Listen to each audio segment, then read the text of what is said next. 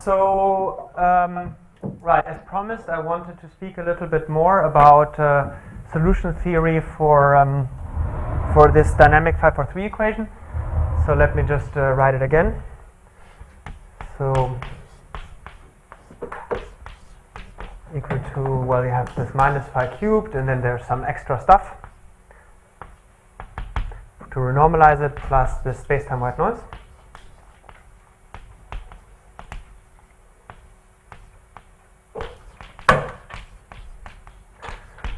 And the emphasis on what I want to talk about today is really a priori bounds and global solutions. Okay, so aim is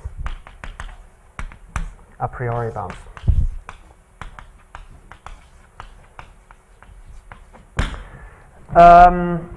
So perhaps, I mean, I have here this huge list of references on this kind of topic, just to very quickly, I don't want to spend super much time with this, but just to show you that this has been very active. So, I mean, everybody has seen Martin's paper on regularity structures in Inventiones, which was the one that kind of started the revolution on these kind of equations. And what Martin basically told us is that we can describe the solutions to such an equations on small scales very well by constructing a couple of explicit terms based on this Gaussian noise. They were all polynomial in the noise. And then we had a good small scale description of this U that allowed us to solve the equation on small times. And a very similar thing, a very similar result was proved just shortly after by Katilli and Chuk, who were, I think, PhD students with Max at the time. Where's Max? Oh, there he is. And so the result that they proved is on the level of 543 is basically the same as what Martin proved, just with a different language, sort of. And okay, just to get the timing right, so this is the published date. This was older, but this only appeared in AOP this year, but it's really actually already 5 years old. So, so that those were these initial works on the small scale theory, and I mean it was kind of clear, I think, from the beginning that one wanted to understand also what happens beyond short time existence. And one of the things that is kind of tells you that you can't have the full picture with these works is that these works actually don't make any use of the minus here. And if you don't use the minus here, you can certainly not go beyond short time existence, so you need to have an extra argument. And that was then, then there was, in the last couple of years, a lot of work on that. So I think the first one was by Jean-Christophe and me, and we proved this global solution. We constructed global solutions for the system on R2, and actually on the full space, so not on the torus. And then we have this paper in CMP from last year where we look on the three-dimensional torus and get global existence. And then shortly after there are these works, and now it's getting really kind of dense. So we have Max and Martina. Martina is... Oh, she's here. She's sick. Oh. She's sick.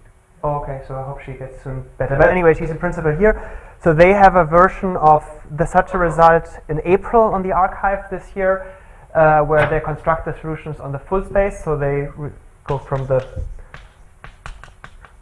goat here, and now Max on Wednesday put something on the archive, which I haven't had the chance to read yet, really. But so here I will ask Max what they do. So but it sounds, if I understand correctly, the aim is here to only look at the invariant measure and study properties of the invariant measure. And then there's also yet another paper from November, and the archive from November last year by Albeverio and Kosoka. So this has been kind of, there has been a lot of activity over the last very few years. And what I want to explain to you today is actually, there's even two more papers. I mean, one is on the archive since like 2 weeks with Augustin, who is there. And then the other one is not even on the archive, and that's what I really want to speak about today. So the forthcoming work where we get new a priori bounds on this equation, okay? Henry, since you're citing the literature, for short time there's Anti's paper also. Oh, absolutely, yes. I should, okay, also, if I want to be, then I can also have to put, certainly I want to put then the Prater, Prato, and Debuche.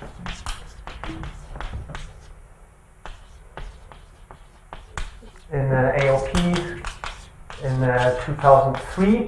And in principle, they actually also constructed global solutions, but they use a different technique. So they do the small scale, small time theory, very similar spirit to what happens here, and then use the invariant measure to prove that you can't blow up in infinite times almost surely. So that's also there. And then indeed, I should, if there's space here, but there I don't know the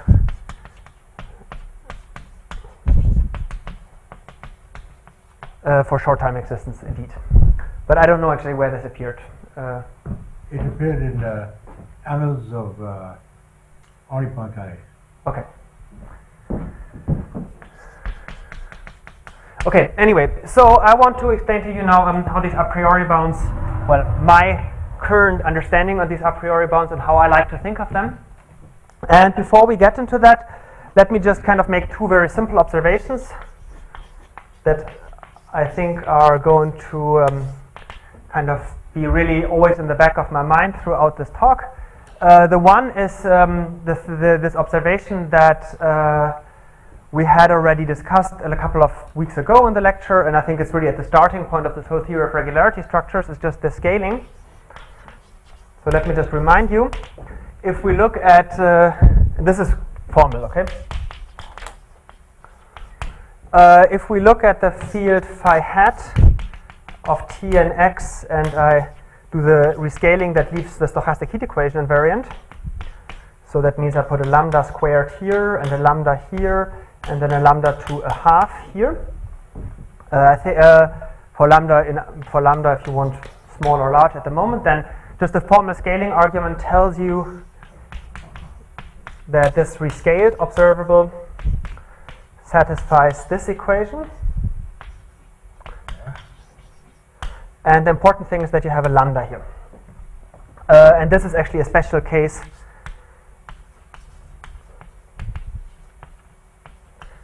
of if you did it in d dimension of lambda to the 4 minus d.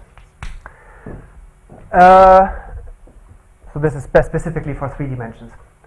And so we had discussed that this suggests, at least formally, that if you go to smaller and smaller scales, so let lambda go to 0, that one should think that on smaller and smaller scales this term becomes less and less important because it has, it goes to 0.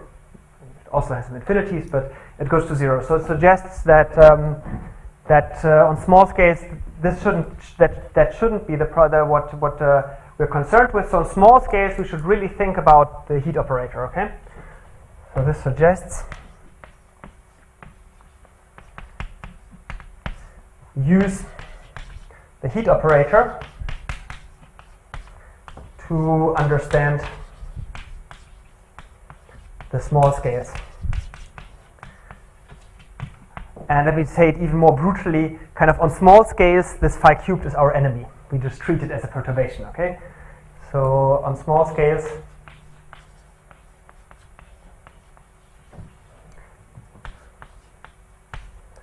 is the enemy.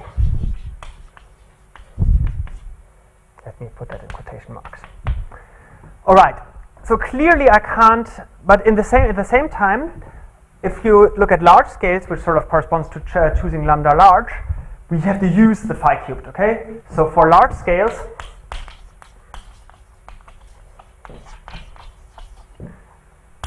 we have to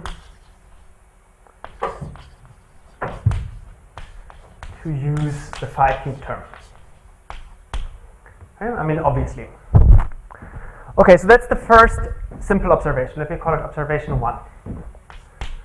Observation 2.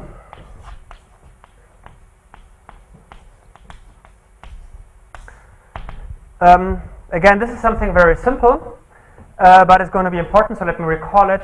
So this, what I want to just point out is that this a priori, this is a damping term. This looks like a damping term, and it's superlinear, and this should really be super nice, actually, for us. So let me just do a simple exercise. So solve just the completely normal ODE. X dot is equal to minus x cubed. Okay? So this is just a simple ODE, and we can all solve that. And we know the solution is given by x of t is equal to 1 over square root of 2t plus the value of x at time 0 to the minus 2. I think that's correct. And now, whatever we do, actually, we can always bound that, because this thing is, let's just say x of 0 is positive. This thing here, whatever I do, I can always just drop that term and make it bigger. So this is always bounded by 1 over square root of 2t. Okay? So what we have here I mean, again, this is very elementary, and many of you would have seen this, is that you have kind of an upper envelope over all possible solutions of this. So it kind of comes down from infinity here. But all possible solutions, if they start somewhere here, have to be under this one solution, which kind of comes down from infinity. I don't know. Jean-Christophe used that word in the title of that paper, and I kind of adopted this wording coming down from infinity from him. I'm not sure if that is a thing. I like it, but probabilistic thing. Huh? In probability, you use that usually to say that a process can start at infinity. Okay. So anyway, this ODE can certainly start at infinity. If it doesn't start at infinity, we have an upper bound by the solution coming down from infinity. And this is, of course, a consequence of the fact that this is here superlinear. So if this were just linear, then of course we would just have exponential decay. And the fact that we have something here which grows superlinearly, that it gives us this bound, is really exactly the opposite. If we had a plus here, then it would explode in finite time. And well, it's kind of just the explosion backwards. We start at the explosion. That's the worst that can happen. Okay. You might also want to add a positive linear term, because a weak positive linear term, right? Because your counter term. Yes, I do. So if you do that, that's a very good point. If you do that, you get what you can easily do is green is I think a bad color.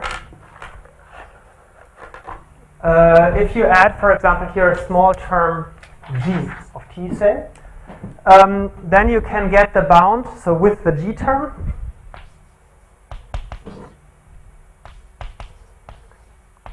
you relatively easily get a bound that x of t is bounded. Let me not be surprised. If you're not careful about the constants, it's very easy to prove that this is bounded by the maximum of up to a constant of 1 over square root of t times the L infinity norm of g. So let me just write it: sup 0 less than s less than t, g of s, absolute value. And the important thing is that you have an exponent 1/3 here,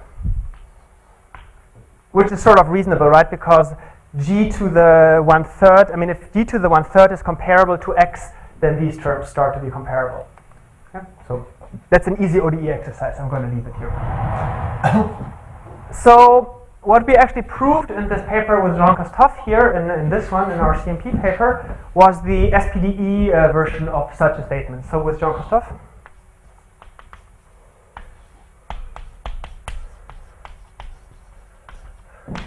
we showed kind of the SPDE version of this for 543. So we proved the following bound. It's a purely PDE statement.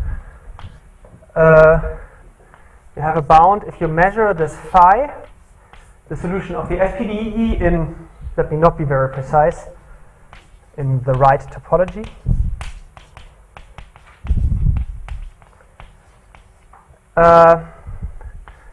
Is bounded by, again, the max. And you have this 1 over square root of t. And then you have here a bunch of explicit, and I'm going to be more precise a bit much later, explicit polynomials in the underlying noise.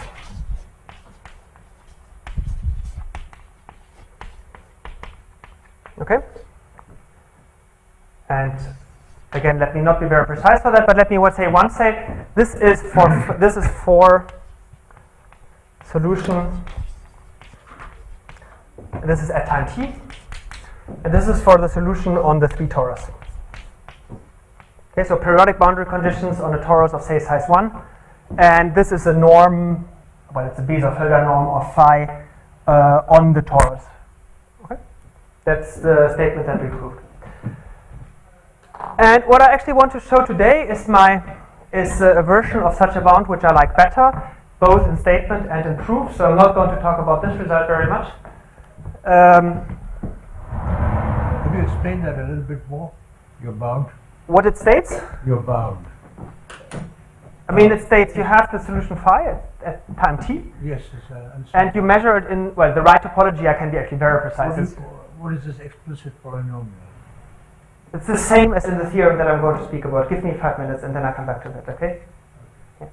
But this, I'll come back to that when I state my real theorem, and then I'll tell you that my real theorem, the terms in the real theorem are exactly the same as those, okay? Okay. And I will also tell you where they come from, these explicit polynomials. It's, okay.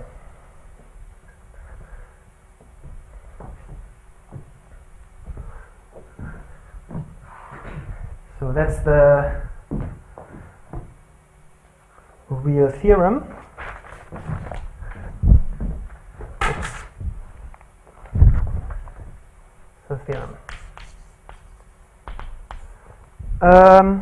We assume that phi solves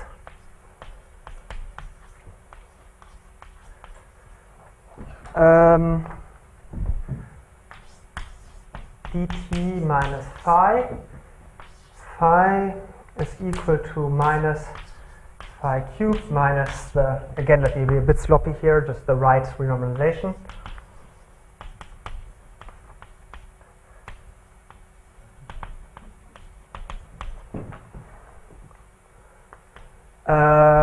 Plus psi.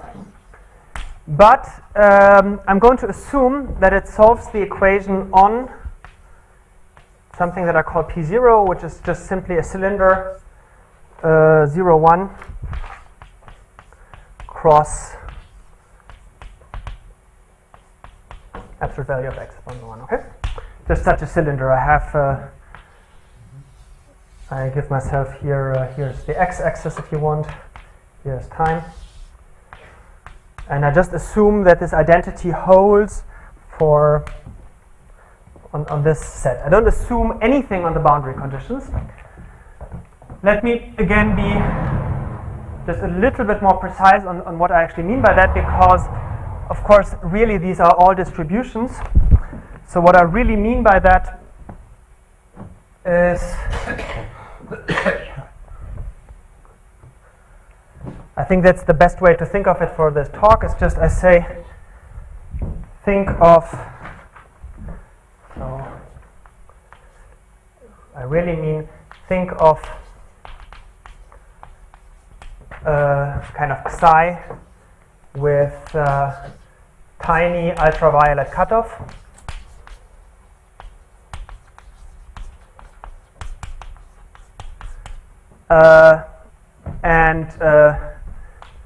Then the what I want to say is then of course everything is qualitatively smooth.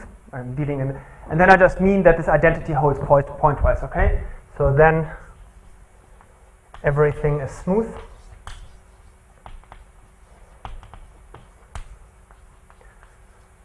And I assume that the equation just holds in the classical sense pointwise.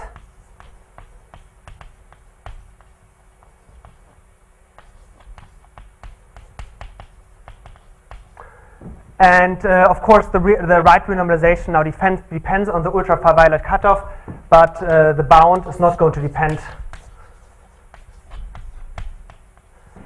It's not going to depend on the ultraviolet cutoff.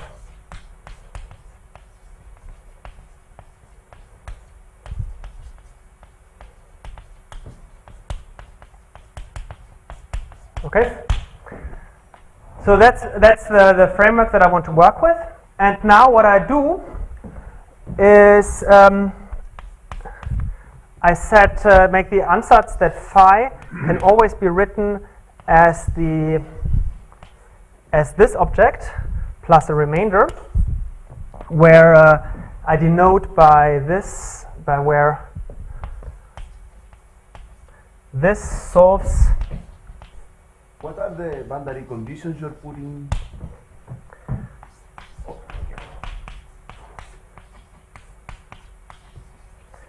Plus Dirichlet boundary conditions on this P0. Well, of course I only have to put Dirichlet boundary conditions here. I don't need Dirichlet boundary conditions there, right? That's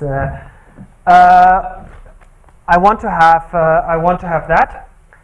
I can always write phi in that way. And now to Milton's question, I don't assume anything on the boundary condition. That's the point of the theorem. The point of the theorem is I want to get a bound, what I will get to on the solution in the interior, completely uniformly over whatever boundary conditions I have. Okay, and that's what I'm telling you now. But and also, I mean, for these stochastic objects here, I can assume whatever boundary condition I like, and Dirichlet happens to be something I like. But it's that this choice is not important.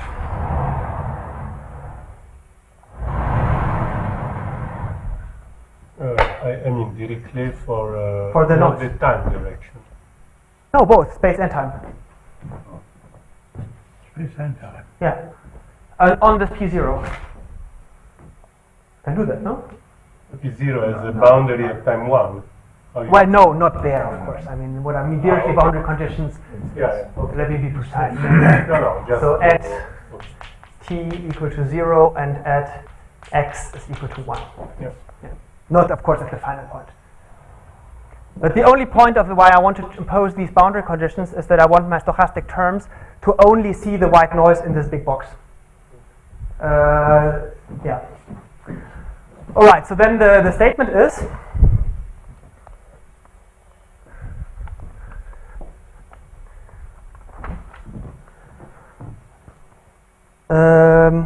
so now we observe this field phi, this field V actually, on a smaller box here. So we define PR to be simply the box R squared 1 times x, where the absolute value of x is bounded by 1 minus r. Of course, I do parabolic scaling here, so r squared in time and r in space. So I have give myself here. Actually, this is a bad picture because this should be smaller than that. But so this is r, and this is r squared. You can clearly see that this is smaller than that. So now we look on that set. Then on the set, we have that if you look at the norm of V on the set PR, so this is the L infinity norm on the cylinders PR. This is bounded up to a constant by max 1 over r. So that's the same kind of 1 over r that we've already seen in this coming down from infinity statement. And then we have here some norms of, again, explicit stochastic objects, and I'm going to be a little bit more precise here than I was a minute before.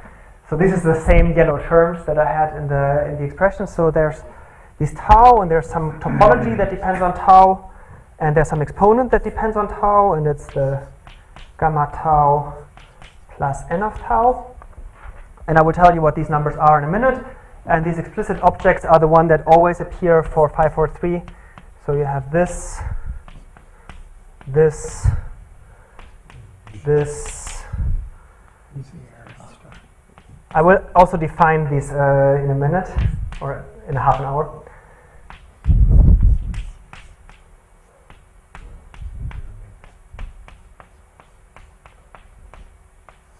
Okay, so these are 6 explicit polynomials in the underlying noise. Perhaps I should actually define them. Let me just tell you what I mean by them.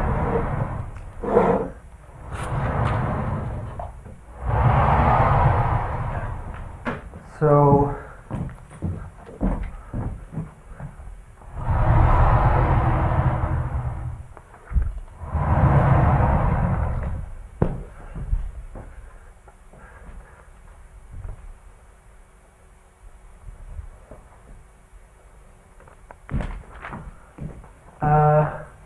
I mean, so the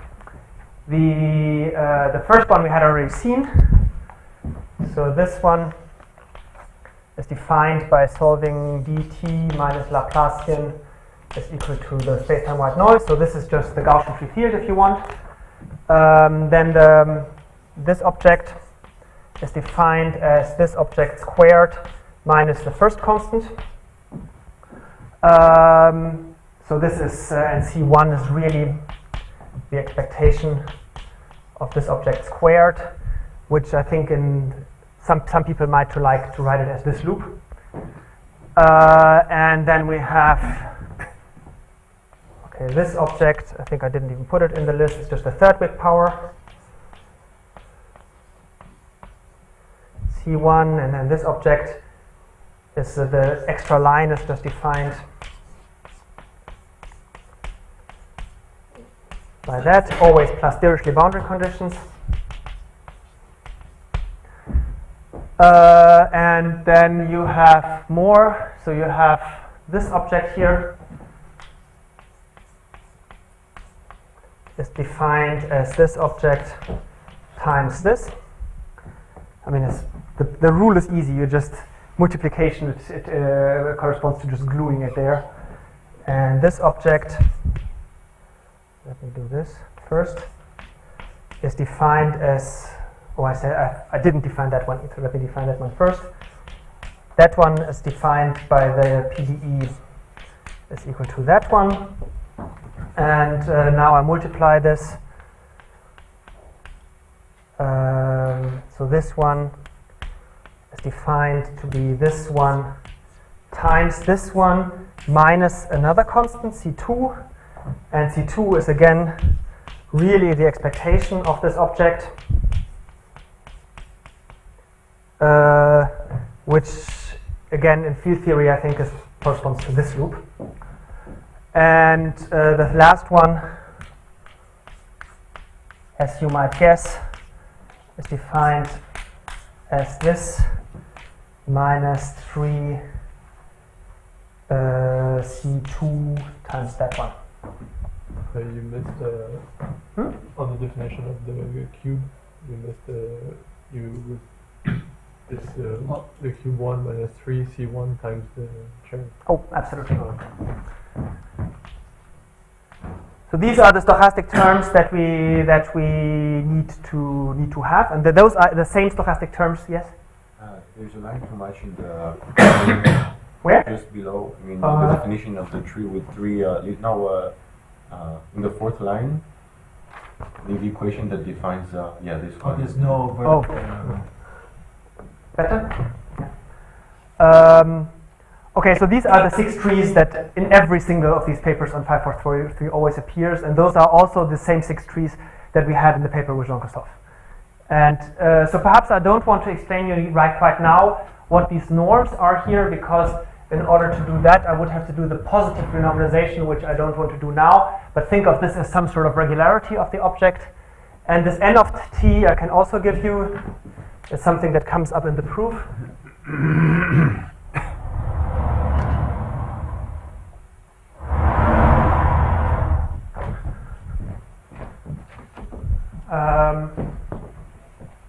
The norm on V that you have in your theorem, that's the L infinity norm. You have Yes. that written, but I just want to be sure. Absolutely, yes. Did I not write that? Yeah, you did. I mean, it's the infinity norm here on the small set, yes. Yeah. And perhaps I actually want to keep the theorem for a second, and I'm going to just write what the definition of these n's are here, or here even better. So n is just something that's defined on tau. So n of that just happens to be 1. N of that is equal to n of that is equal to n of that is equal to 2, and n of that is equal to n of that is equal to 3. And so, I mean, okay, what is the point? What is now one of the nice points of this? So this dependence on these stochastic trees is now extremely explicit, especially the integrability here.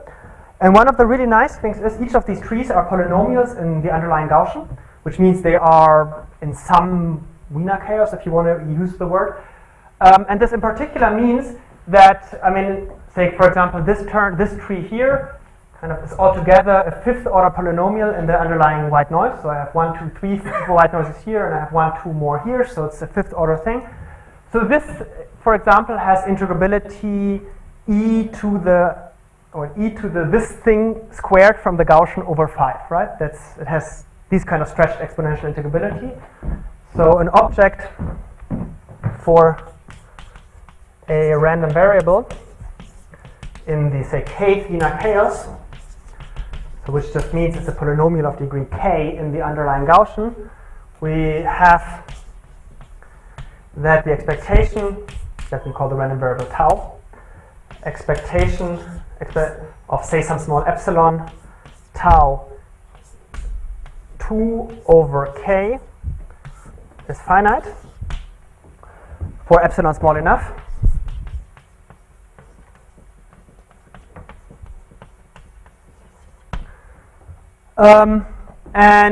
So this tells me that, I mean, this is of course a purely PDE statement, has really a priori nothing to do with probability theory. I just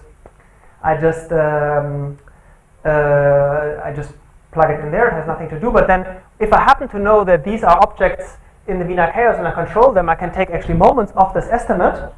And then it's really nice to have these explicit exponents here that tells me which kind of moments I get for the V. And one of the indications which are that we have kind of done something right is that all of these terms give you the same integrability, which is a good thing. So as a corollary, you get that for example, you get that that E of, say, V, if you look on a ball of, sorry, I forgot the exponential. If you look in a ball of radius, say, a half, this is finite, and the exponent is 1 minus epsilon for all epsilon. Okay? That just comes out. And I mean, one of the nice features of this result is that a priori you could, for each of these stochastic terms, get a different exponent, then you would have to take the worst one, but they happen to all give you the same answer, which suggests that we've done something right. One of the things which, I mean, okay, this thing,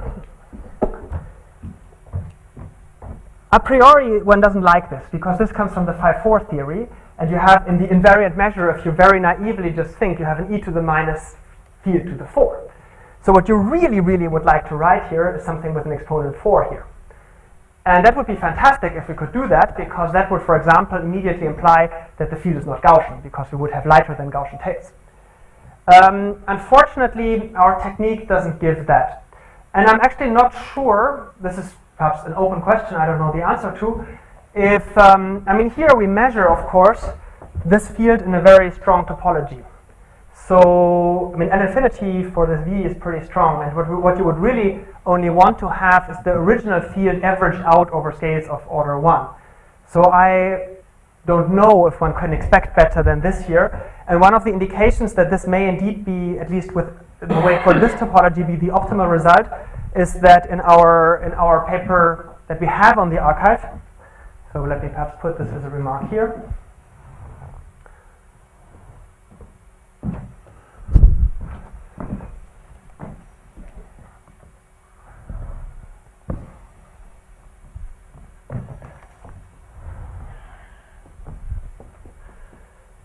Let me just discuss briefly the optimality of the integrability.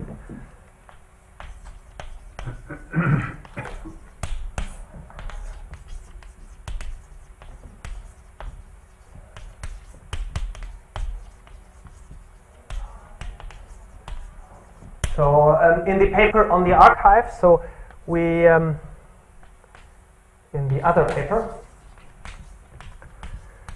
we developed a technique that I'm going to explain to you now, well, in the next hour, or I have an hour and a half, don't I? Or do I just have an hour? Yeah. In the next hour then. You're the organizer. So I have another hour. So in the technique that I want to explain to you in the next hour, we actually developed that in this paper in the archive in an easier case just of 1D reaction diffusion equation. If you want, in optimality, in the other paper we developed this technique for both 1D reaction diffusion equations. So I'm going to call it U now, equal to minus U to some power M plus psi. So now this is 1D space-time white noise.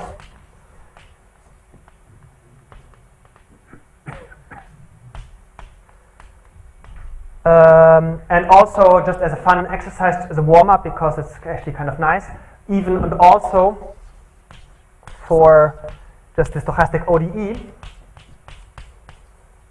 plus W dot, so just for Brownian motion. And in both cases, we get a result. And in both cases, we can actually compare it. So let me just tell you what the result is for the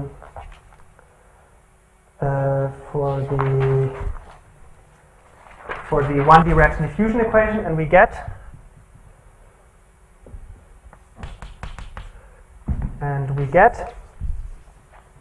say for this reaction diffusion equation that the expectation of exponential of u L infinity to the 2 plus m minus 1 alpha is finite for all alpha less than a half. And this is again a pure PDE statement, has zero assumptions on the boundary conditions, and just works. But in particular, this of course holds in the case where we say put periodic boundary conditions, where we happen to know that this gives us a reversible Markov process, where we happen to know exactly the invariant measure.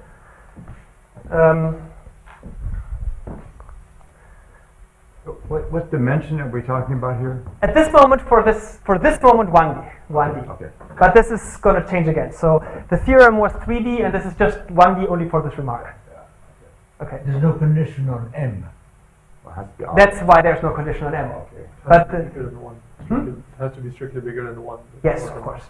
Yeah. That's why it's 1D. But I think Augustin, you checked something in 2D, and there's no reason to suspect that you couldn't do 2 to the m in 2D. No. Indeed. But, Yeah. we're still looking at the difference with the solution. Yeah. Anyway, so now we're in 1D for the time being, and just for 2 minutes, just because I find it interesting. Sorry, you don't need M odd. Yes. Yes. Yeah.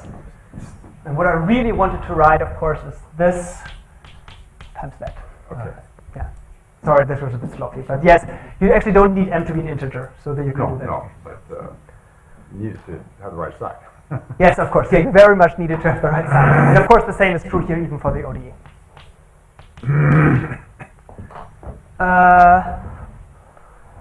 Anyway, so under this assumption, you get this as this statement. Let's say for this p a half.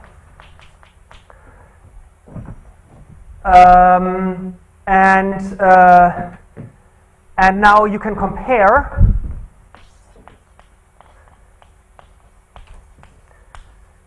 to if you want, the explicit invariant measure, which is just the 1D phi-4 theory, so to the measure exp of minus integral, say from minus 1 to 1, phi to the 4, sorry, it's phi to the m plus 1 now, dx times nu d phi, where this is a suitable Brownian motion or Brownian bridge.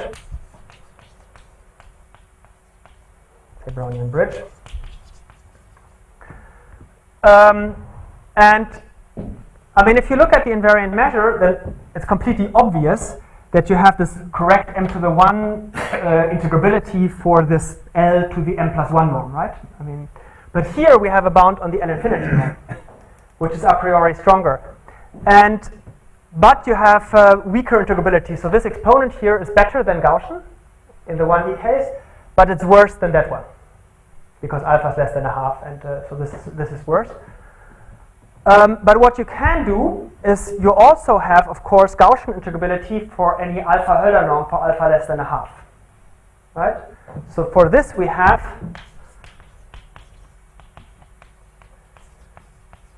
obviously that exponential of the phi L m plus 1 to the m plus 1, say with epsilon, is finite, and we also have the expectation that the expectation of E of epsilon, say phi, oh, it's not called, oh, I should call it U to be consistent, sorry.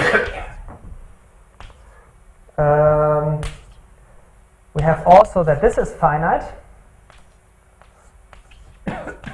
for alpha less than a half. This is just Gaussian integrability of the alpha Hölder norm. And you can actually interpolate those two bounds to get the bound on the L infinity norm, the L integrability, right? And that's a relatively easy exercise. And we checked that indeed, if you do that, you get exactly this exponent. Okay? So interpolating gives the correct, gives the same exponent as here. Above. And indeed, just to be very true, honest, the expression is not the same, but for alpha equal to a half, they are the same. Okay? So that sort of suggests that we're doing something that's perhaps right. I mean, in terms of integrability, but we measure kind of, in order to get the optimal regularity, integrability here, we would probably have to measure in a weaker topology, which then again we don't know how to do. Okay.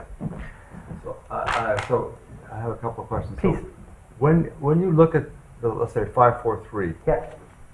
you're getting a fair amount of regularity on the V. Yes. Now, if you look at the invariant measure, it's not absolutely continuous with respect to the background measure, but Yeah. maybe it is. Maybe things are nice at positive time. I mean, not at finite times. Is that what happens? In other words, 5/4 doesn't belong to any. It's a measure, but it doesn't belong to any LP. As you Yes. know. Yes, of course. 5/4 is. LP bigger than 1. You mean the counter term. You have a quadratic counter term. yes, and the quadratic counter term is of course what I have here, right? Right. Right. And actually, perhaps I should perhaps tell you what the right renormalization here is. The right renormalization. What I mean is, Yeah. is the time? So you have a fairly strong regularity result, but that must somehow break down as time gets large. No, I don't think it does. Well, Why does it have to? Well, what I'm saying is your invariant measure Yes. cannot be that nice. You can't take a moment of it with respect to a Gaussian measure, for example. I mean, the measures are not equivalent. I agree. That's right. I agree. So That's all I'm saying. no, I agree with that. But I think what you still And have. that's all compatible, of course, with this. But, Yes. But yeah. So yes, I mean, I agree with you. Of course, I mean that these measures are not equivalent, but still, pathwise, you have. I mean, what we get out of this is V is not just in L infinity; it's actually in C alpha for less than a half. But that already Martin certainly knew, so I'm not claiming that we have something new there. So it's still true that that if you look in pathwise, and for the right realization of the white noise, you compare these fields pathwise. Still, the difference is very nice, which is not the same as saying that the measures are equivalent, right? Yeah, that's what.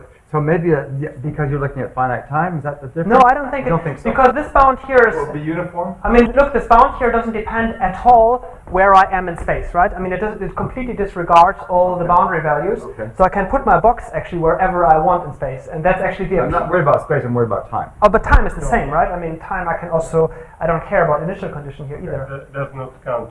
For the invariant measure, so 5/4, Yes. you can write as this cherry plus a nice guy.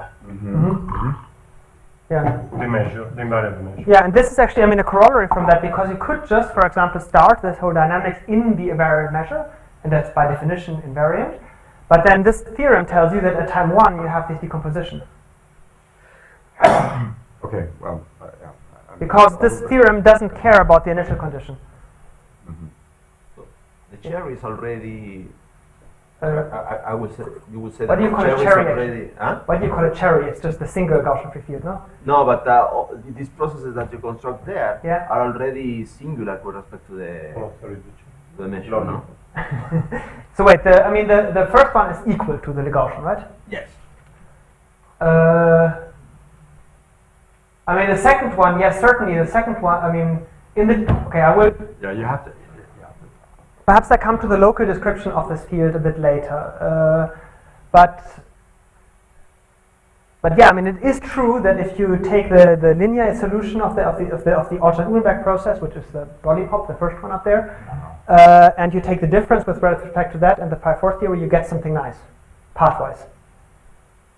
And that, I will come to that and explain it to you why that has to be true. But that's not the same as saying that the measures are equivalent. There is a coupling between the phi4 measure and the Gaussian measure, under which the difference is not. Uniformly in time? Yeah, for the invariant measure. Yeah, because, I mean, you can see also from here, because estimates are independent of time. Yeah. I mean, that is actually why, okay, let me pass. That theorem, no? Yeah. This V is not the phi4, it's the difference between phi4 and the Gaussian. Yeah. And it's with the counter terms. I mean, the phi4, of course, has the counter terms, yes. Yeah. Yeah. Okay. The Gaussian. Yeah, let me perhaps tell you what the right renormalization is. Let me ask one more question before Yes, we go on. please. So, in the one-dimensional case, Yeah. can you use your techniques to get a gap? Ah. These are all gap systems. Actually, we were discussing this with Roland yesterday. I mean, the gap in general, it can be quite small. I think our preliminary answer from yesterday is it looks not crazy, but we haven't certainly not a theorem written down. But we would hope that something like that could be true, yes. But I mean, gap in the sense that you get equilibration in time. Yeah. Uniformly in however big your box is. Well, it doesn't seem insane that something like that could be true. I don't want to claim a theorem after discussing it for 2 hours yesterday evening. Yes, but but perhaps one of the things that is really nice about this bound is really that you completely disregard.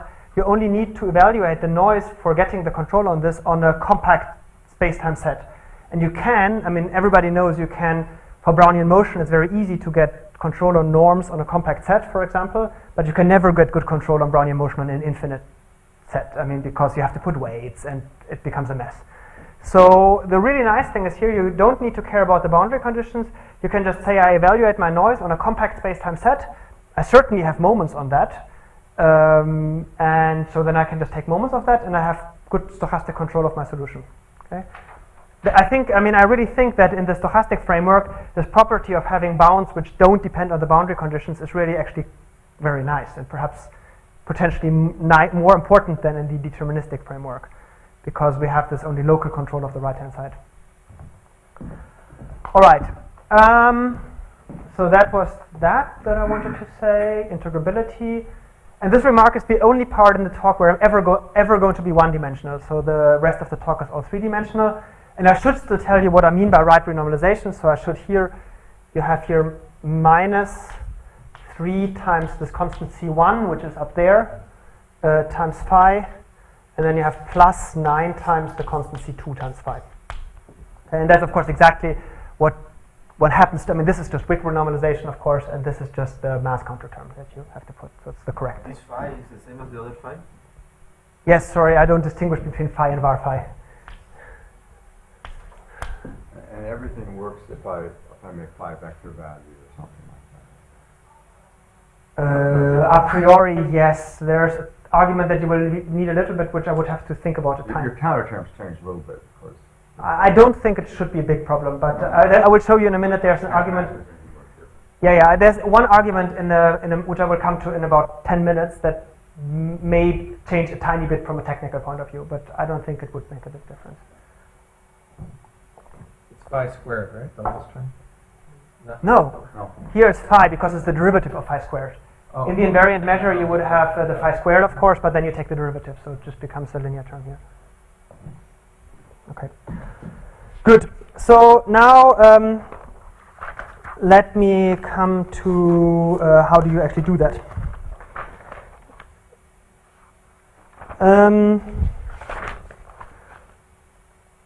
Okay. So the idea again now. So what I want to use very strongly in this analysis is this idea that you use a completely different argument for large scales and for small scales, which is what this. What was suggested by this scaling picture at the very beginning. Oh, perhaps one thing I should say before I go to this: why do I actually work with this remainder v and not with this phi?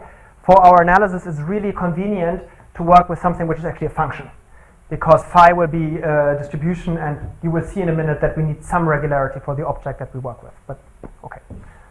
So the first idea, I mean, the first thing that we do, certainly not our invention, is actually write down the equation for phi. So for v, dt minus Laplacian v is equal to minus, and then you just by expanding get this v cubed term, and then you have here, let me just leave the right amount of space, v squared times that plus 3, I think I did it really bad, I need to leave a little bit more space, v times this plus 3 times, no 3, just this one cubed. And the first thing that already, I mean, AJ showed you, but this is certainly not our invention, this was already in this famous paper by Laprade and Debuche, that if you do only the Wick renormalization in the equation, which I unfortunately erased, sorry, then these Wick counter terms appear exactly here and here.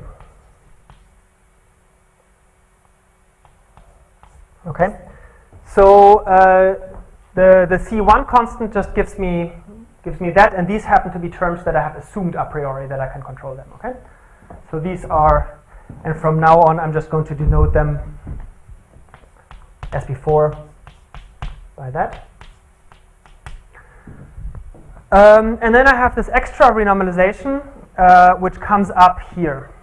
I just choose to write it here. Plus 9 times v plus this times the C2. But okay, let's not think about that too much for the moment. That will come in handy much later. So let's ignore that for the moment. That's a C2, right? Absolutely. So this is this log diversion, sorry. Okay, this will come up later. And certainly that's not our invention to write that system. And now we want to, so this system, we use this to control the small scales.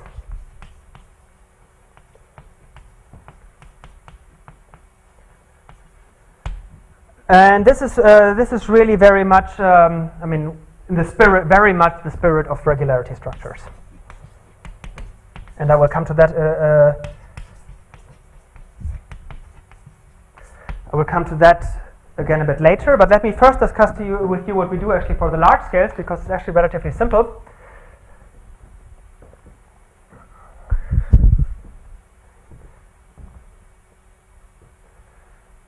So for large scales, we actually rewrite this equation in a different way, which is more convenient. So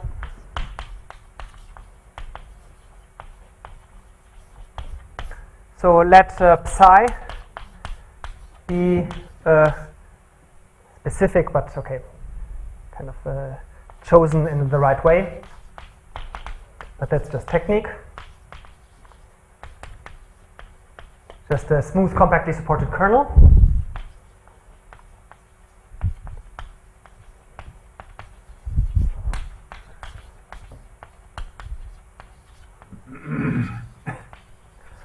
And I'm always going to denote by Vt is the quantity V convolved with this function psi rescaled at time t. So I take t divided by t squared, x over t, and then t to the minus d, so 5. Okay, so I just smoothen my field V out on scale t. I can certainly do that. And then I can check actually which equation Vt satisfies. And so now Vt satisfies, we have, smoothing commutes with the differential operator. So we have dt minus Laplacian Vt is equal to, and I want to write minus V convolved cubed. And unfortunately, that is a lie, because cubing and convolving obviously do not commute. But I can just write that and then add and subtract what I did wrong. Minus V cubed t. And then I just smoothen all the rest. So the rest smoothened out. Okay. That I can certainly do. And the first thing I want is, okay, now the idea is, of course, in order to say that this thing here is small, you need to have a little bit of regularity information on V. If V is actually regular and if T is sufficiently small, then this thing is going to be small, right? I mean, that's clear, right? That's basically what regularity says. And of course, I also need to have some control on all of this stuff, and there I have to work for a lot more. But let's just for the moment assume I fixed my T and assume I know all of that, and let's just call all of this G. I mean, I can do that. And now,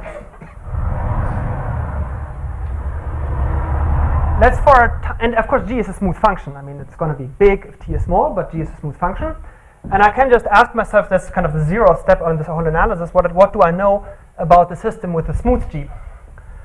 And it's not actually very hard to prove this coming down from infinity statement for smooth G. Let me just kind of state that. Okay, so let me call it U. Solve dt minus Laplacian U is equal to minus U cubed plus G on this P0 set again. Then, again, no condition on the boundary condition. Then we have U on the smaller cylinder, PR, is bounded by the max 1 over R G L infinity on the original thing to the 1/3. That's exactly the PDE version of this of the ODE lemma that you asked me before earlier. Okay, and let me actually even give you the proof of that, because it almost fits on with a bit of cheating. It almost fits here, but certainly fits here if I add the board above.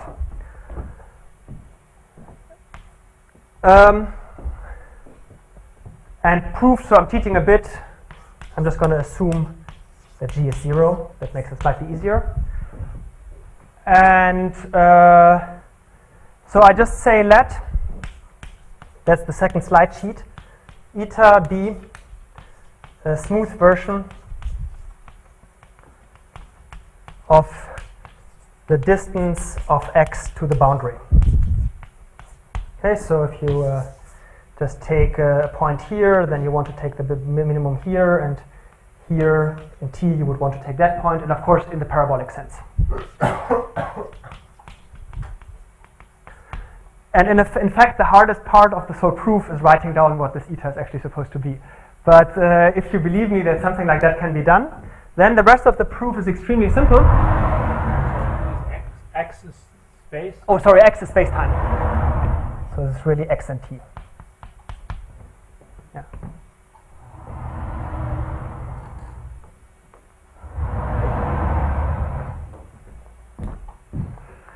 But then once you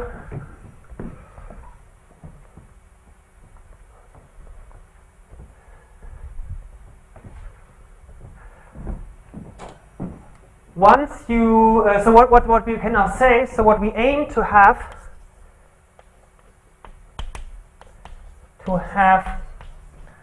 a bound on eta times u. I mean, if we have a uniform bound on eta times u, then we're done, right? What do you mean a smooth version? I mean, because near the boundary you will have a problem. Well, I mean, of course, smooth. It has to be smooth inside and continuous up to the boundary. And what you really do is... You need Lipschitz on the boundary? No, you need smooth on the inside and you need continuous up to the boundary. And you will see this in a second, because, I mean, of course, it's 0 on the boundary, right? So I need to have so I need a smooth function which basically well, let me show you what I need. So, so we want to have a bound on eta times u, and if we have that, we're done. So let's just say this is now a continuous function on a compact set, and so hence there's a maximum at 0 on the boundary. If 0 happens, if the boundary is at our maximum, we're happy from the beginning. So we can assume that that it has a maximum in the interior. Okay, so assume the maximum at some point t star and x star. And if it doesn't have one, then we're happy immediately. And then we just use calculus. So hence, at that particular point,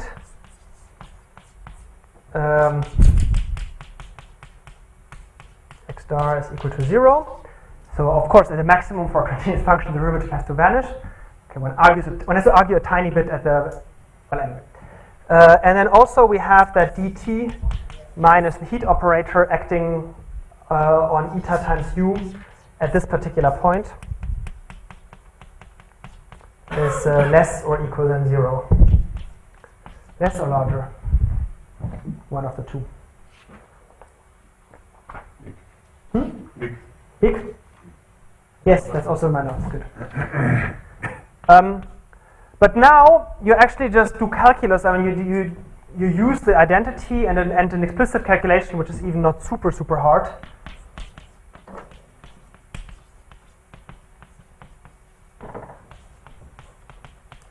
Gives that eta of u at this maximum is bounded by some constant. But then you're done, because if you have a bound at the maximum, then it's everywhere. Then it's bounded everywhere, right? So this is actually not super hard. So this is that's not true for any smooth version of the distance you need. Well, the right smooth version of the distance, yes. Yeah, as I said, the only kind of hard part of the proof, which took us a while to figure out, is what is the right function of the distance. But if you do this calculation, really just plugging in here square root of t and x in that direction, then it's actually very easy. The only problem is that that here at this point where they intersect, it's not. But this is why I was saying, I think you need at least Lipschitz, because you will need to control the derivative of eta near the boundary. No, I mean what we show is that our eta is bounded above and below by the true distance. And then you only, that's Lipschitz. I mean, near the bound, yes. To control the derivative near the boundary, so it cannot exist. Yes, I think that's yes. So what we, derivative. In time you have more space. Well, we need, you agree, but if we can compare the eta from above and below with the true distance, and we have, it's good enough to make this calculation work, then it's good, right? But you need the parabolic. Of course, yeah, this is parabolic distance. Okay? Yeah. Good. So, and as I said, the only hard part of the proof is finding the right eta that does that. Where did you use that? You have the use cube here? Oh, we do use it very strongly when we use, when you do this calculation here, then you get, you calculate the derivative, and at some point both derivative and differential operators fall on here, on the u, right? And then you use the equation here, and you get the minus u cubed. And that happens to be a good term, and then you can use that to bound everything else. So basically you need something negative there. No, actually the u cubed is important. It really has to be exactly u cubed. No, okay, can be any power. Yeah, but then you have to choose a different eta because the blow-up happens to be different. No, I don't think so. No, near the boundary the blow-up changes. No, I don't think so. The only regularity you need for eta is because you need to deal with the Laplacian. But that calculation doesn't. Okay, work. I can do a computation without that. But what you get for It the. will work the same. I think if you have. I did it. It's the same computation. But if you do this, at least the power will be different, of course, but the regularity of eta you don't need. Okay. The power at the blow-up at the boundary It changes. will change, but you can arrange. Yes, the same that I agree with. But you get a different. Sorry. with the same eta. Okay, we can. Well, anyway, but you get a different blow-up at the boundary. Yeah, of course. Yeah, Yes. That's clear. Then yes, you can arrange with the eta to get the right blow-up at the boundary for different powers. Yes. Yeah, because the eta, your definition does not depend on the power. It's a smooth version of this.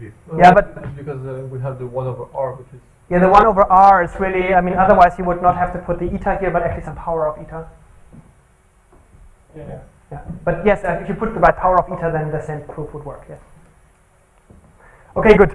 So now this was the large-scale behavior, and Sorry, just a remark. You cannot do this with the vector. that was exactly the remark that I wanted to make to your question. So I think at this point we do. This is a scalar argument a priori. I'm not sure if you actually have something. I mean, there are these arguments in reaction diffusion equations which use the fact that if you look at the radius of something and then you kind of say the maximum of the radius, then you can't go in the direction away from that. And I imagine that perhaps something like this can be done, but we haven't checked. That's the only caveat in the answer. Yeah. But I mean, okay, you could, if you wanted to have weaker bounds, you can certainly just do an AP theory, and then certainly everything is okay. And in the previous version of this bound, we did this actually by testing against high powers of P, and then you get a slightly weaker bound, and that certainly works in the vector valued case. Okay, good. So that was just that's the smooth theory.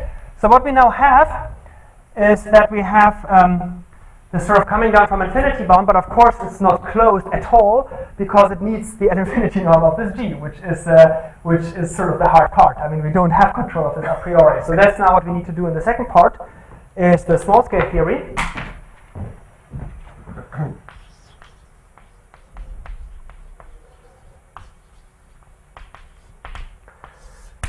And so here the kind of bound that we're aiming for is something like that. So if you look at kind of just how does the Schauder estimate for a heat equation usually look like? So standard Schauder type estimate.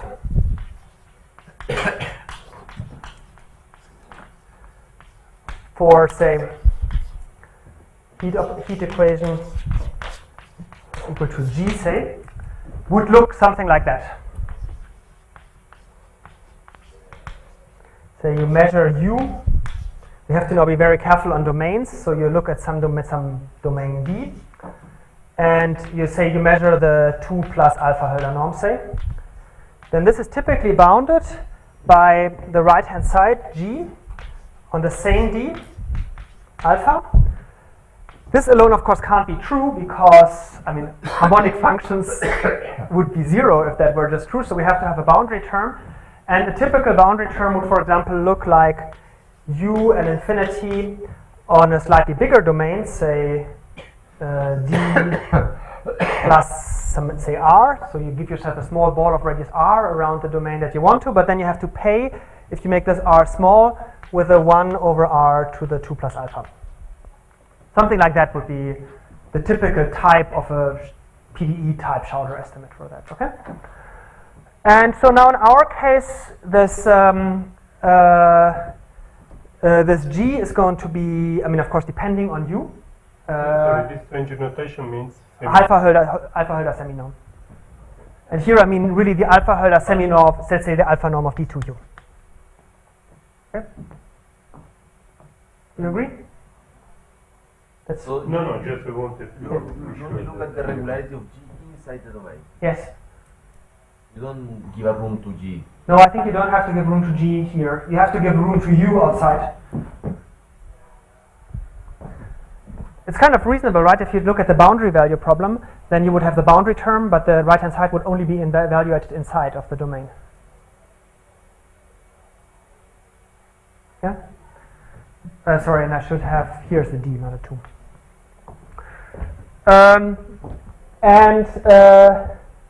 So that's the typical Schauder estimate. So in our case, this G is going to depend on U, of course. So what we aim for in the end is that we can. sorry. You're still unhappy.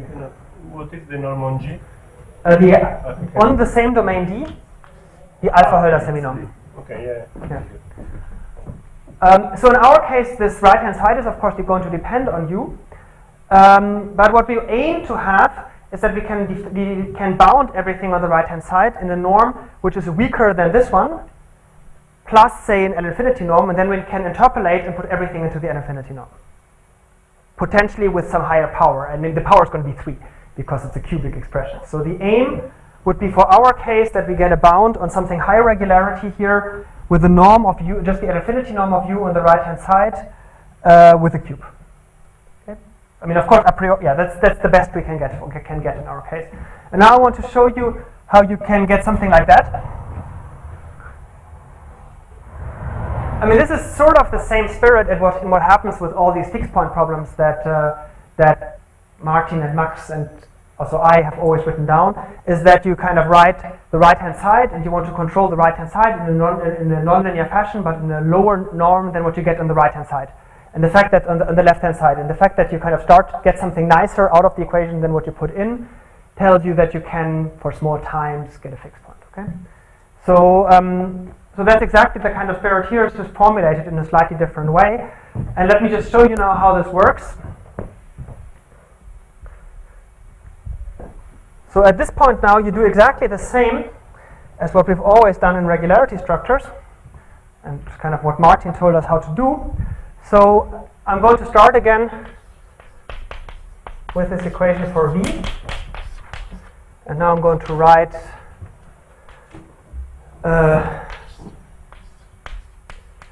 so this term was okay.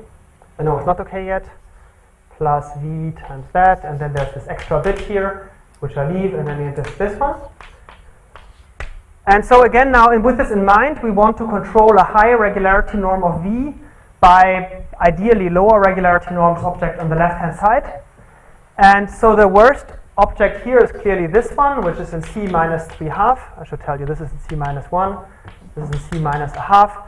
All of them always to be understood with a minus, so they're just about not in C minus 1/2, but I'm going to skip all the minuses because I'm going to forget about them. So this tells me the best I can possibly hope for is V is in C plus 1/2.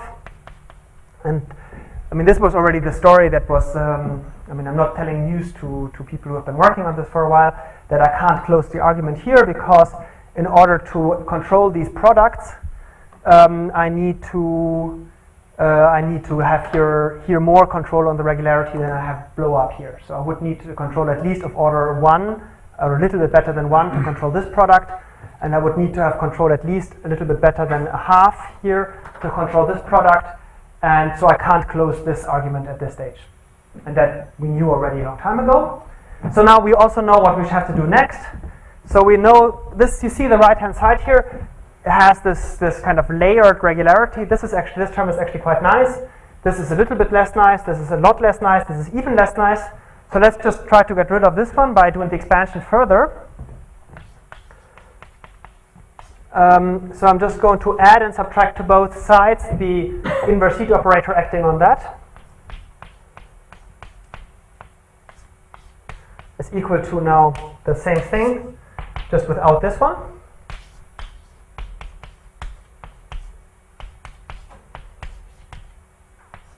There's still this extra renormalization that I will come to in a minute. And now we see that now the worst term has regularity -1. So we can hope for this object here to be better. So this can have regularity C1. Okay, Schauder theory. We gain 2 derivatives from this. And again, so this gives us an even more detailed description of our field. So we know the original field phi can now be described as the linear Gaussian phi field plus this object, which is explicit and has regularity 1/2, plus again something which is even more regular. Okay, and this is now actually then enough to control to get the self-consistent bound on this one. And I have time. Let me just show you how. You're just going to write v squared times that, and let me just temporarily call this object here w. Then I'm just going to write that as w minus this squared times that, and I'm just going to expand w squared minus 2 w this plus this squared times that. And now w is, now this term is okay, because, I mean, w I control enough regularity to control the multiplicative inequality. This term is okay by assumption, because I've assumed, this is the next polynomial that goes into my theorem that I assume, so this is okay by assumption. But if it is okay, then again I have enough regularity to multiply it with w. So that's then okay as well. And this term here, I could either just assume that it's correct, but then also, if you work a tiny bit more, you can actually prove but just can show pretty easily that if you assume that this is okay, then this is okay by consequence. Okay, so this is essentially also okay by assumption. Right? I mean, the game in this is always that you shift the product that you can't define around as long as you can until the point where you have only stochastic objects, and those you just assume that you can, or you construct them by stochastic methods. So you don't want to define these products that you can't define by deterministic methods, but then you can define them by stochastic methods. So this is okay, and at this point we wouldn't have needed any regularity structures or anything, and the point where you need to start getting a little bit smarter is now for this term here, because here this isn't enough anymore. Even if you do this expansion, you can at most get regularity here of order 1, and then this multiplies still something of order -1, and there's always minuses everywhere, so it just about doesn't work. That also corresponds to the extra log divergence that you get here in order to multiply this thing. So here you need to be a tiny bit smarter, and you can't just pull that over to the left-hand side. And sort of from my perspective, is one of the key ideas in regularity structures. What you do now is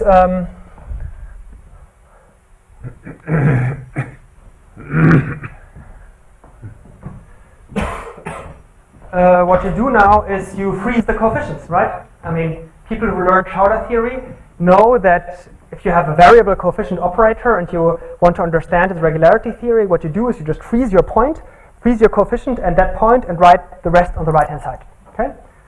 And I'm going to do exactly the same thing here. So I still have this term here, v times this, which is scary, but let's just fix some point, some space-time point, x0. So x0 is space-time. Sorry, I just don't want to write t and x all the time. Some space-time point. What is that?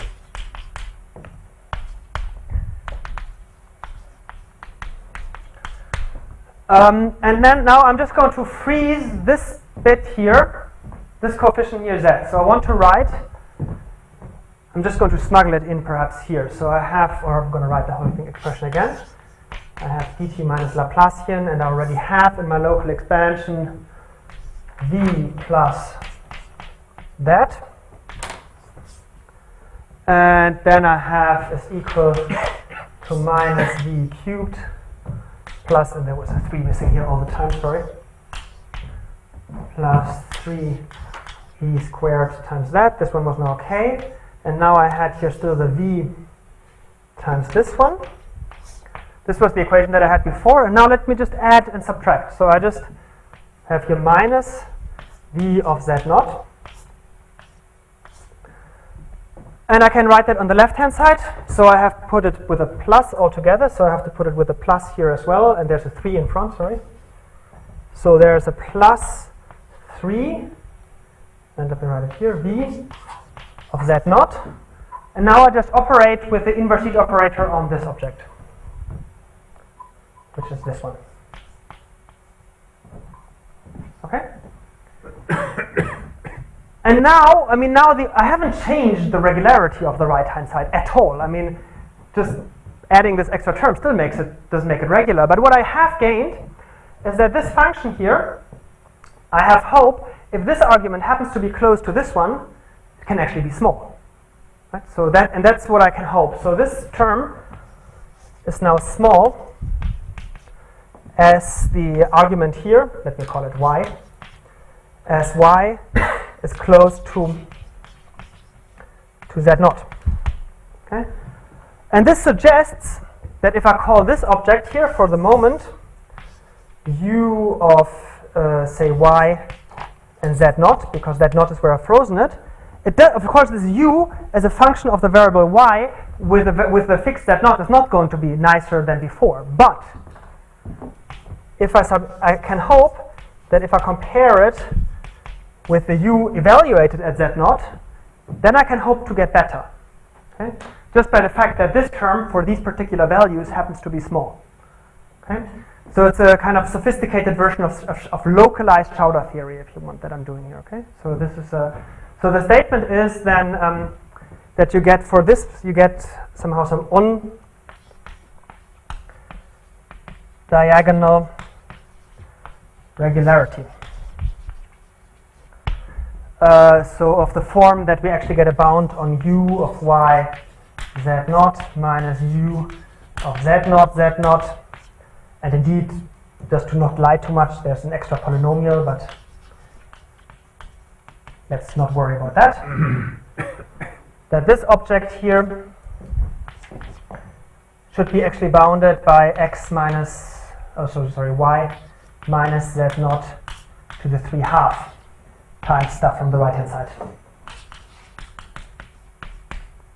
Okay? So this is actually for me, this is actually the core idea in regularity structures, that you use these local on diagonal sort of regularity of your objects. This is not a smooth function, it's just a good description of your field near some fixed point. And the description depends on the point that I choose. Okay, so this tells me if I choose my space-time point z0, then my free field, my Gaussian field, the phi, actually has the impression that it's locally very close to the Gaussian plus this object plus this function, but evaluated at that point times this object. Okay, so it's sort of like a derivative, if you want, of the field with respect to this function in a weird way. Okay. That's what you do. But now, at this point, you're actually in good shape, because, the fact that you get this kind of bound, this kind of on-diagonal regularity estimate was proved in Martin's paper, and he called it integration theorem. But the variant, let me just write that perhaps, that we use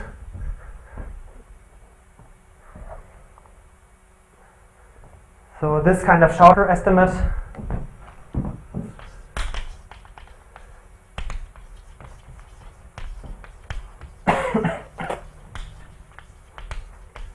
is really the core of Martin's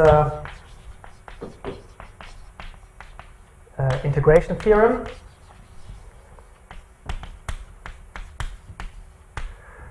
And certainly things like that are present in para-controlled distributions. They have these commutator estimates with the heat kernel, which have a very similar spirit.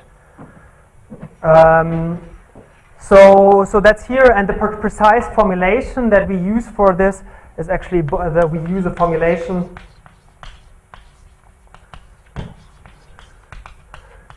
which is adapted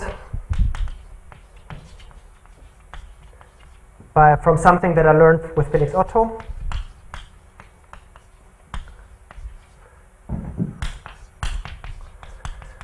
But we had to work quite a bit more, actually, because we have to be very careful on we have to localize these estimates and be very careful on where we have to evaluate things. And well, it's just a technical point, but that's certainly that's the idea. And now, once we have identified that this is the kind of norm that we want to work with, then we have to we have now the tools to understand to bound this product. And let me just show you how you do that.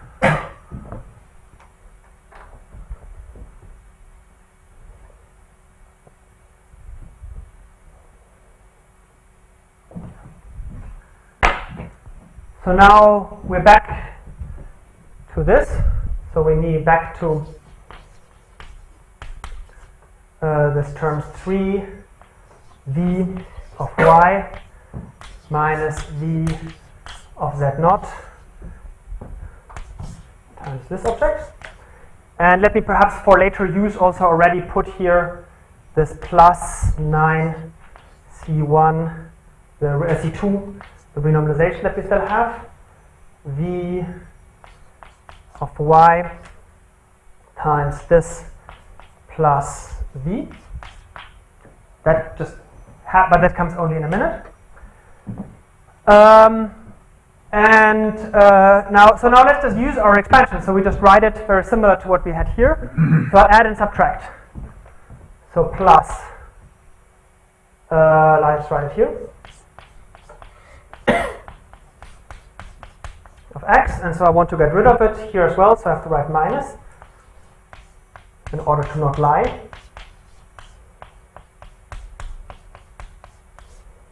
Times this of y. And here it turns out that already one of the renormalizations comes in very handy, because, sorry, there's no v of x, sorry, there's no v here. We can use this term here, and with the 3, it just combines to this minus 3 times c2 times that. Okay?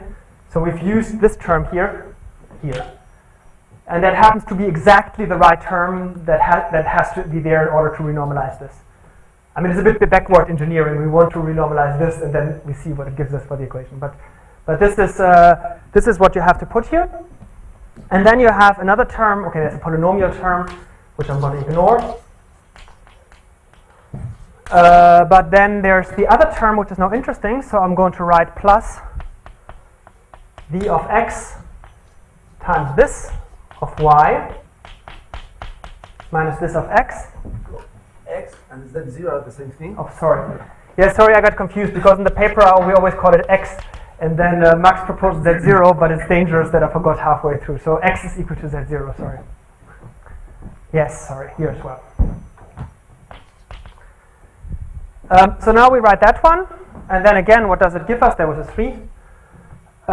This gives us now minus, this has a 3 in front, so 9 times v of z naught. And now you have to put here this object times this. And now we have this term here, which comes with a v, and here I'm lying slightly, and this confused us for about 2 weeks, that here we have a v of z naught, and here I have a v of y, but okay, that's okay in the end. And now you have to have here minus a c2. And again, it happens to be exactly the same thing, exactly the thing that you need to renormalize. Okay? And then, okay, there's a slight extra term which I'm going to put here, but I'm not going to put it here, but just ignore it. But now we're actually looking pretty good, because this object here, at least as y approaches z naught, we actually have really good control of this, because this behaves like something to the plus 3/2, right? We have really good control, and it seems not too implausible that we could then define the product of this, because we know, I mean, this has very strong decay near every given point, and we can now multiply this with this distribution. And that's exactly, so this is now really the first term has the form u of, in my notation from before, u of z naught minus u of z0 times this of y. And the fact that you can bound these kind of expressions is exactly Martin's reconstruction theorem, okay? So bounding these kind of expressions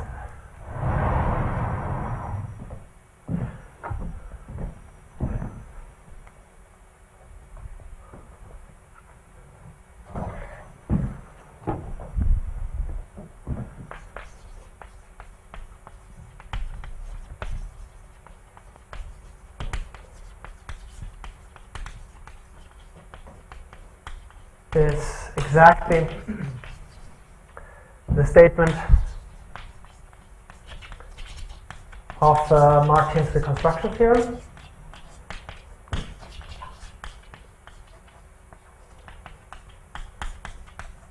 And again, we have to work a bit, because we use a slightly different version, which is actually again inspired by Felix, but again, we use a different version. Very much inspired by work with Felix.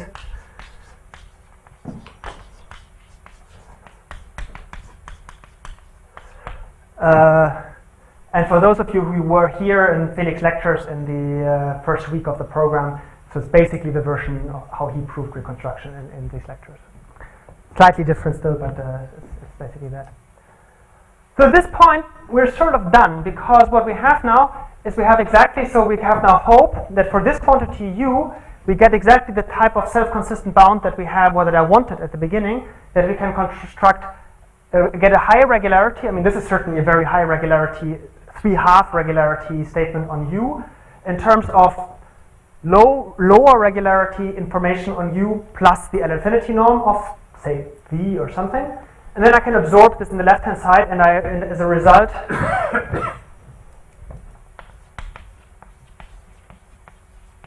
we get, I'm going to put it with quotation marks, but it's somehow morally something like sup of x not equal to y, u of xy minus u of xx minus a polynomial over x minus y to the 3/2 is bounded by essentially the v cubed on a larger set. Okay. That's the sort of bound that you get from putting it all together. And at that point, we're in really, really, really good shape, because now we can use this bound on this high regularity norm of U. Yeah. Okay. Let me just say there's just one more thing. So now we can just plug everything back in.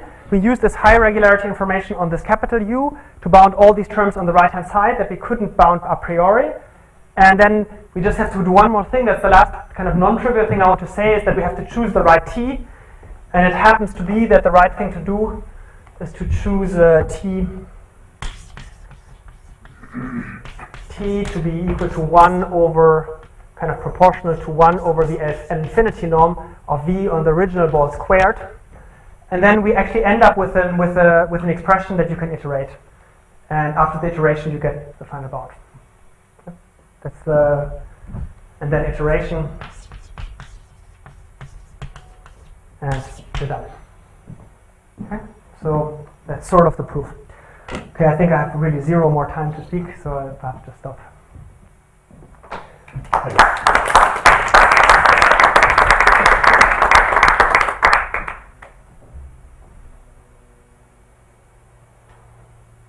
There are other questions? Remark? Yeah, So, here with this, you can also prove, kind of, have some bounds on how do you converge to the... I mean, that's sort of the same question that Tom asked me before. So, you converge to the invariant measure. Well, I certainly hope so, but we haven't even finished writing this, so let's do one thing at a time. Do you expect an exponential bound? Well, this is like easing, right? It depends on the temperature. So if you, what the statement should be is that, I mean, in this renormalization, you always can choose your mass. I mean, you can still put an extra mass parameter, and depending on how you choose that, if you put it big enough, then you would expect it to have exponential convergence to equilibrium uniformly in your system size. And I mean, that's certainly one of the things You have no critical temperature. Yeah, you should be okay. No, you do have a critical temperature. This M, well, okay, I was a bit, look, what you really have here, okay, that's actually a point I like very much about this model, and I would like to explain it if Max allows me, but I have already said that. I think we are in the questions. Yeah. People who want to leave, I think they can Yeah. leave. No, this system very much does have a critical temperature. It's if you look at dt minus Laplacian, phi is equal to, you have this phi cubed, kind of plus infinity. So let me put it C epsilon phi plus psi. So the point is that this C epsilon is actually only uniquely determined up to an additive constant. Because I told you that I define it as the expectation of some Gaussian polynomial, but in these Gaussian polynomials I've made a choice of infrared cutoff. So I've made a choice actually they have the divergence is dominated by what happens ultraviolet, but I've kind of chosen how I choose to cut that off at infrared. Okay? So I can, for example, define these as the expectation of, with respect to a Gaussian with some mass, but there's no canonical choice for this mass. It can just be whatever. And of course, for whatever choice I get the same value here, just only up to an additive constant. Okay. So in principle, I can put whatever extra m squared or minus m squared here, but there is no canonical choice actually of what this m should be. But depending on how I choose my residue mass here, the kind of the part which is not infinite, I'm either in the low or in the high temperature regime. You look not happy.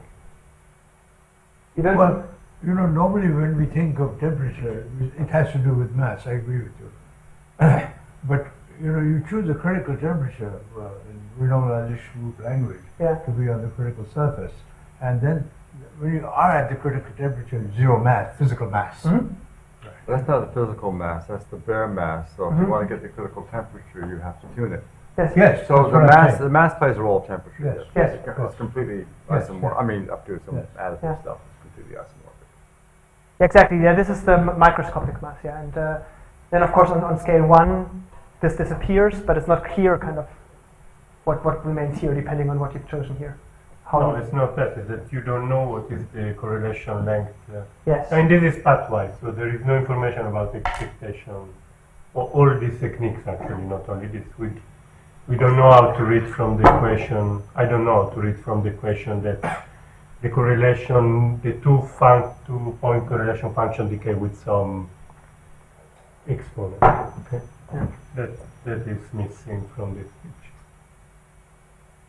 But this argument holds in the whole phases. Is independent of. Yeah, but you see, which if you're phase at you true are. criticality, in the sense that physicists understand it, then there'll be no scale parameter left, and your diffusion constant will be renormalized.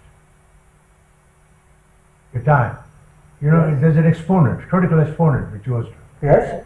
Which governs this. Besides the standard critical exponents of the static theory, there's a dynamical critical exponent, which governs this convergence. Well, I very strongly not near- agree. They're not near that. They're just getting they're just controlling the ultraviolet limit without saying what phase they're in. Exactly. Okay. Yeah, exactly. So I agree with what you say, but I don't make any statements about that. I think what. Later. Yeah, I mean, I think what we are saying is that the system kind of, I mean, of course it has an unbounded spin, and I think we sort of say it behaves a bit like an Ising model with bounded spin. Should be the same. Yeah, but that's sort of what this bound tells you, that you don't really care about if you're bound. I mean, it's really like a system which lives only in a bounded spin. Yeah. In dimension 2, can you treat the exponential case? The exponential. Let us finish writing one paper.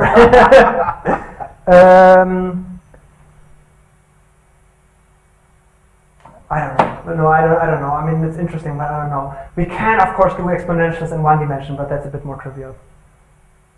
So, I mean, this is also in the 1D paper that we have on the archive. There we allow for much more general nonlinearities, not just polynomials, but we can do x log x squared. You're referring to Liouville theory, or? Yeah.